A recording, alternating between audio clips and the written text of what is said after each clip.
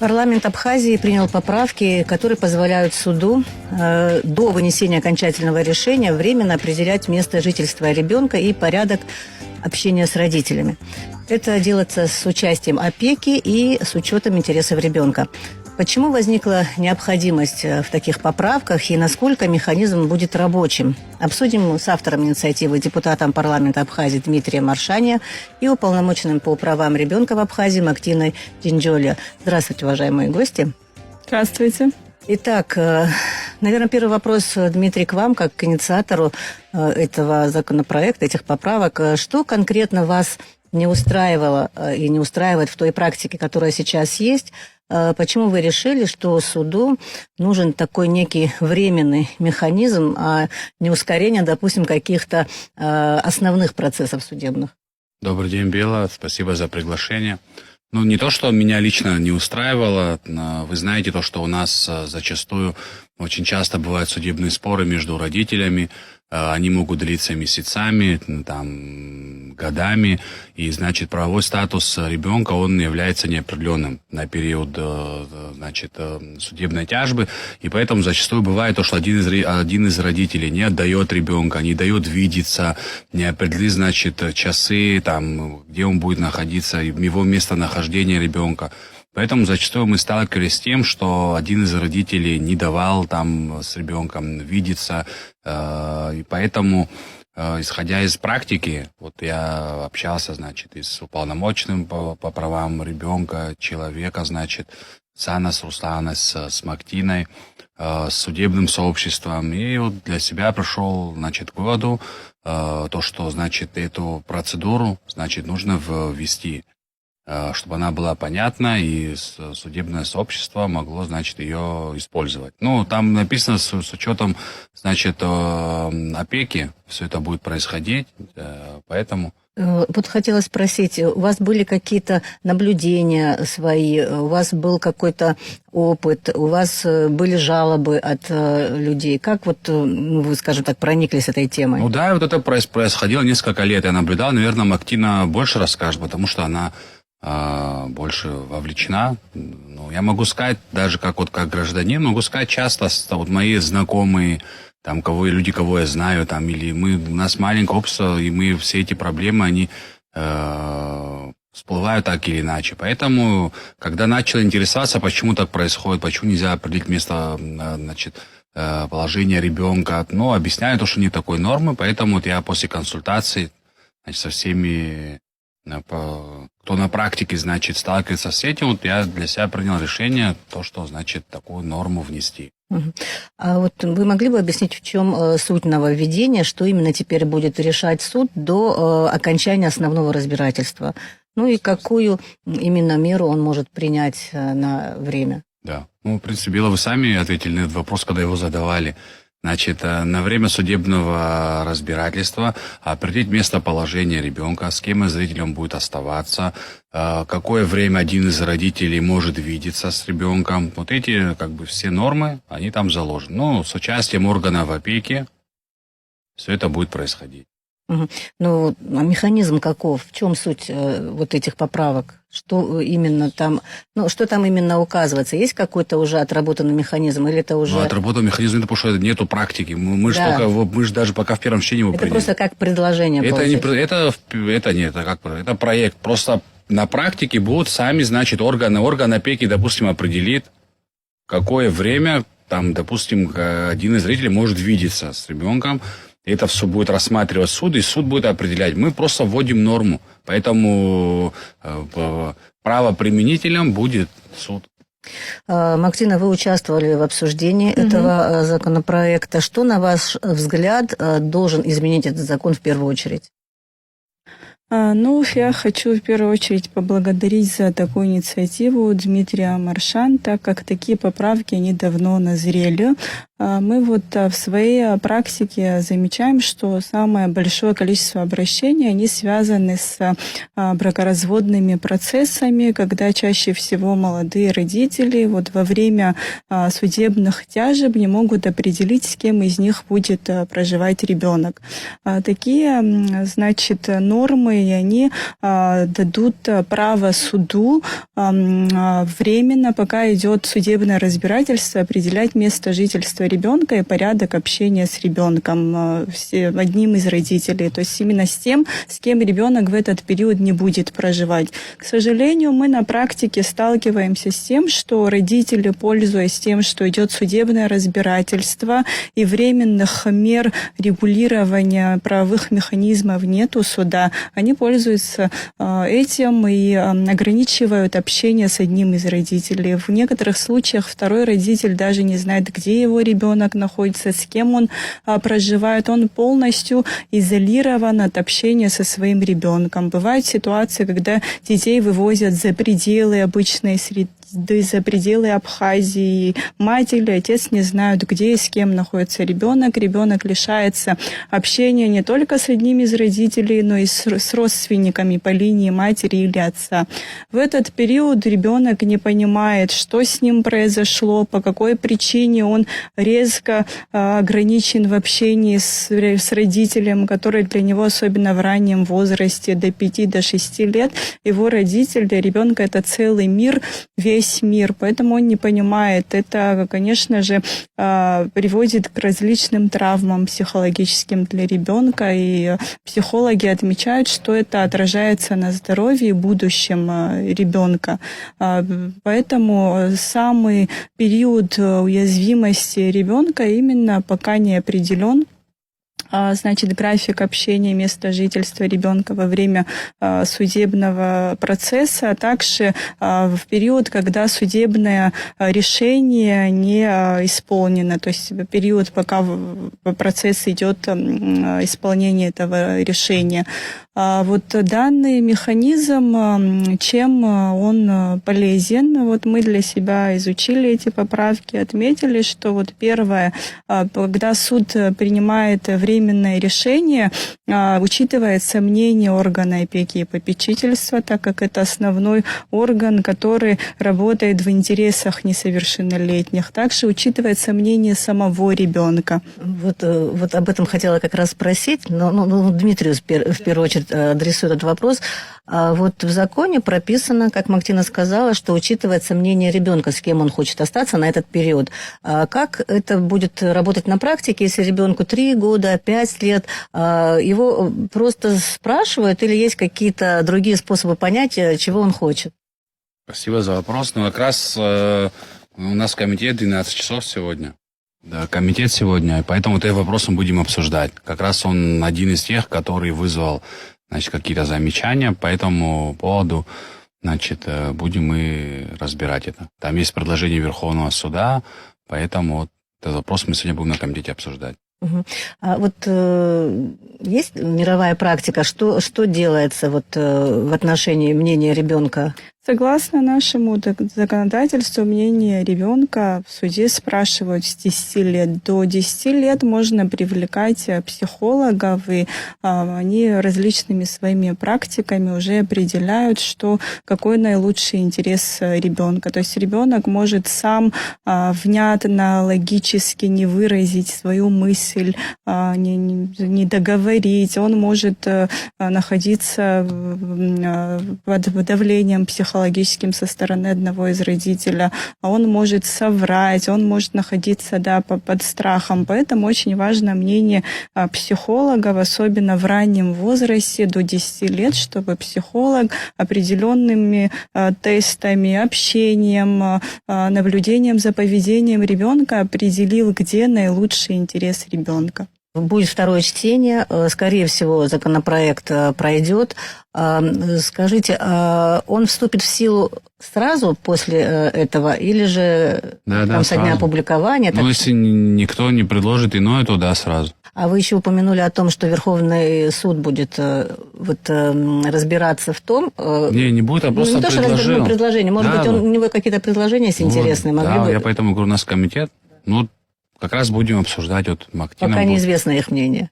Да, ну их мнение, они вот все, в принципе, концептуально все согласны с этой нормой, потому что, ну, реально этой нормы не было, нужно регулировать, значит, этот процесс. Просто есть какие-то предложения, там, касаются вот возраста, да, вот Мактина подметила, что в законодательстве у нас 10 лет ребенка мнение учитывается. А вот интересно, закон вступит в силу, а есть, возможно, ситуации, семьи, где сейчас вот как раз такая ситуация, когда место жительства ребенка не определено, может быть, кто-то увез и так далее. Что будет в отношении них? Ну, мы уже можем ссылаться на эти нормы. Также в поправках учитываются, на мой взгляд, важные такие моменты, что, во-первых, учитывается приоритет постоянному месту жительства ребенка, если это соответствует его интересам. Также там предусмотрены административные правонарушения. В случае нарушения одним из родителей этой временной нормы определения суда, мы можем уже ссылаться на эти пункты законодательства и, значит, способствовать тому, чтобы эти нормы уже на практике работали. Конечно, можно прописать все очень правильно, но то, как это будет на практике, имеет уже важное значение. Но мы со своей стороны, органы, которые работаем в интересах детей, в интересах их, значит, защиты, будем все совместно сообща работать для того, чтобы эти нормы на практике действительно заработали. Возможно ли, что придется какие-то службы привлекать, допустим, судебных исполнителей и так далее, вот за принесение ответственности за умышленное сокрытие ребенка, когда родитель специально его прячет, скажем так, от другого родителя, не дает с ним общаться. Вот как это будет работать на практике, как это будет вообще фиксироваться, сам этот момент?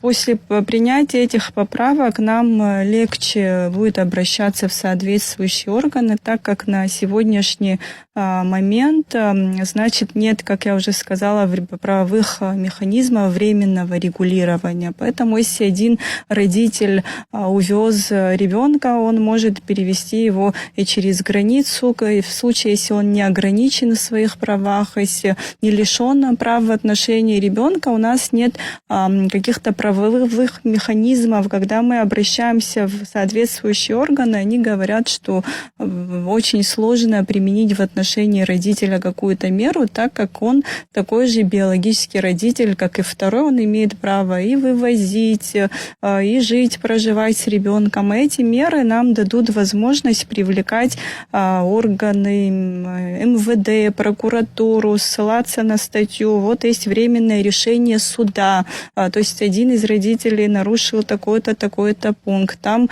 был прописан приоритет постоянному месту жительства ребенка. Определено временное место жительства ребенка с мамой или с папой. Вот папа ограничивает общение с мамой. Там прописано, что в какие-то часы мама имеет право с ним общаться или наоборот. То есть мы уже можем на определенные статьи и нормы ссылаться, и органы уже обязаны реагировать так, как это нарушение закона.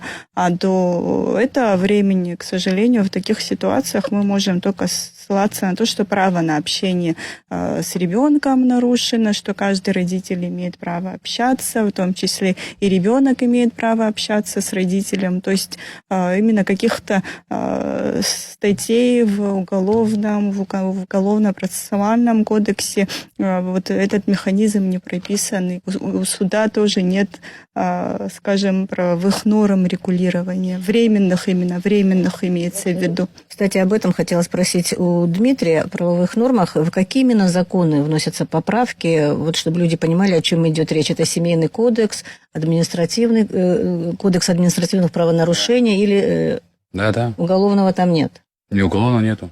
Ну вот, кстати говоря, в законе есть оговорка, что место жительства сохраняется, если его смена может навредить ребенку. Вот как это будет оцениваться? Где просто неудобно, где реальный вред, где, может быть, даже опасность? Вот вы как-то можете повлиять, да, на это как омбудсмен? Я всегда ссылаюсь на мнение органа опеки и попечительства. Там учитываются различные факторы. То есть, если ребенок проживал, скажем, в определенном районе, он там посещал детский сад, у него там детская площадка, то есть ряд родственников, которые проживают рядом, условия именно бытовые наиболее благоприятные. То есть очень много факторов, которые учитываются при принятии решений. То есть это его обычная среда, комфортная для него, к которой он привык. Если, допустим, второй родитель хочет его перевести в другой город или в другую республику, получается, среда полностью меняется. Меняется детский сад, школа, меняются друзья, общение, условия бытовые могут не соответствовать тем нормам, которые прописаны в Семейном кодексе. То есть очень много факторов играют роль при принятии решения органов опеки и попечительства. Мы очень доверяем мнению и заключению, поэтому очень важно, что именно согласно заключению органа опеки и попечительства будет применяться временная мера. Через сколько дней, такой вопрос, через сколько дней после подачи иска суд обязан выдать это временное определение? Есть ли четкие это сроки? Там не написано, там все как в процессуальном процессе идет, так же и там мы не меняем эти нормы. Все остается только вот эти две нормы. Единственное, да, что можно подметить, что вот мы на практике с чем сталкиваемся, когда идет о бракоразводном процессе, очень часто применяется экспертиза психолого-психиатрическая, она очень долго готовится. Мы замечаем, что судебный процесс, он длится очень долго, от нескольких месяцев, иногда до года и более. Это очень долгий процесс, и этот период, это период неопределенности для ребенка, и этим пользуются родители, манипулируют ребенком, поэтому очень важно, что в этот период будет применена временная мера судом, то есть ребенок будет защищен. Я считаю, что принятие этих поправок – это вот действительно защита государством несовершеннолетнего, и это приведет к снижению конфликта между родителями в период судебных разбирательств. То есть когда уже есть законное временное решение, и один из родителей, оба родителя, и все органы, которые работают в интересах ребенка, нам проще будет реализовать эти нормы на практике. Ну вот, кстати, интересно, просто так чисто гипотетически, может быть, вы можете своим мнением поделиться, что в этом механизме может не сработать? Где там такое место, где возможно обойти, скажем, какие-то нормы и то, что хотелось бы, чтобы работало? Ну, честно говоря, когда этот проект когда проект готовили, работали над ним, юристы, потом уже, я ознакомил и кто будет на практике применять с правоприменителями, Мактина была ознакомлена, и Анна Скишмари, мне тяжело сказать, все равно практика покажет, вроде там все механизмы заложены. Да, если вдруг там что-то работать не будет, всегда можно изменить. Это же живой организм, любой закон. Поэтому, если что-то не будет, какой-то нормы будет не хватать, мы всегда, как парламент, будем всегда готовы какие-то изменения внести. А насколько, кстати, за умышленное сокрытие ребенка, насколько вообще штраф будет высокий, да. Насколько он будет 50, ощутимым? Если не ошибаюсь, от 50 до 100, второй раз от 100 до 200. То есть это уже четко прописано? Да, прописано это в административных нормах. То есть это довольно чувствительная сумма? Да. Ну кстати говоря, Дмитрий, вы как инициатор и Мактина как уполномоченная, вы оба будете наблюдать за тем, как будет работать закон, и каковы будут ваши действия, к примеру, если вдруг механизм забуксует, даст сбой какой-то? Я буду обращаться в соответствующие органы, значит, в тот же парламент о том, что если необходимы будут дополнительные поправки, буду обращаться в парламент о том, чтобы эти поправки были внесены. Если, значит, неисполнение будет связано только с тем, что один из родителей нарушает эти нормы, это уже прописано, что это административное правонарушение, в отношении него будет применена законная сила, будем следить за тем, чтобы эта норма действительно работала на практике. Вот будем привлекать все органы судебные, прокуратуру, Министерство внутренних дел, органы опеки и попечительства и следить за тем, чтобы эта норма на практике действительно заработала, так как это нам важно в защите прав ребенка. Мы сегодня в своей практике наблюдаем, что этого нам действительно не хватало, и, возможно, много случаев конфликтных, где мы очень сложно приходили к тому, чтобы родители пришли к единому мнению, а в некоторых случаях не пришли совсем. Эти нормы нам были в помощь. Вы что думаете, если вдруг застопорится как бы вот рабочий механизм? Ну, там просто очень много нюансов, действительно важно от практики, но тем не менее, всякая может быть ситуация. Ну, опять-таки, вернусь к тому, что сказал, будем опираться на мнение, значит, кто на практике сталкивается с этим. Скажите, как бы у вас больше картина, да, вам больше ясна картина потому, как работают наши законы в отношении защиты прав ребенка, тот же семейный кодекс и так далее. Какие еще, как вы считаете, механизмы, может быть, поправки, может быть, законы необходимо принять парламенту для того, чтобы, скажем так, это дело защиты ребенка у нас была уже на таком прочном фундаменте? Я могу сказать, что, опять-таки, мы опираемся на мнение правоприменителей. Кто этим занимается? Мне тяжело сказать, что... Если чего-то не хватает, всегда...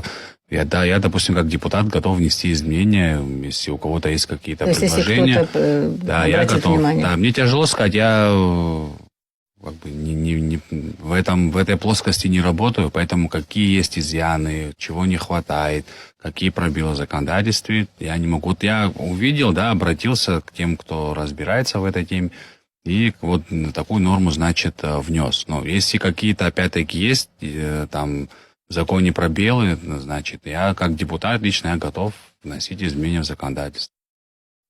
Я ранее много раз говорила о том, что нам необходим закон об органе опеки и попечительстве или единое положение для всех административно-территориальных единиц, так как опека и попечительство сейчас они находятся под ведомством района, в административно-территориальных единиц каждого района, и их деятельность не приведена к единому положению. В случае, если будет единый закон об органе опеки и попечительства, центральный орган, нам проще будет взаимодействовать. Либо единое положение нужно для всех районов, либо централизовать этот орган. Также сейчас в рамках рабочей группы при Министерстве соцобеспечения мы работаем над тоже поправками в различные законы. Это и создание банка данных о детях, которые остались без опеки и попечительства, также создание банка данных о людях, семьях, которые готовы оформить на себя опекунство или усыновить детей. То есть этого не хватало, это был действительно пробел. В этом направлении мы работаем. В какой стадии сейчас этот проект? Пока еще до конца августа должны все документы представить в кабинет министров, а далее уже все будет зависеть, насколько оперативно поправки будут внесены. Мне уже сложно сказать. Но на самом деле органы опеки и попечительства напрямую вовлечены в этот закон, да, и поэтому наверняка важна очень их роль, и поэтому и статус важно определить вовремя, скажем так, для того, чтобы, кстати говоря, для того, чтобы они одновременно заработали такое возможность, чтобы у них был статус в тот момент, когда уже этот закон будет принят. Или не получится? Я думаю, что нет. Я думаю, что поправки в эти законы будут приняты раньше, намного раньше. О том, что необходим закон об органе и опеки и попечительства, мы говорим, но пока работа над законопроектом не проводится. Ну вот у Дмитрия новая инициатива может назреть. Но если помогут, значит, с проектом я готов.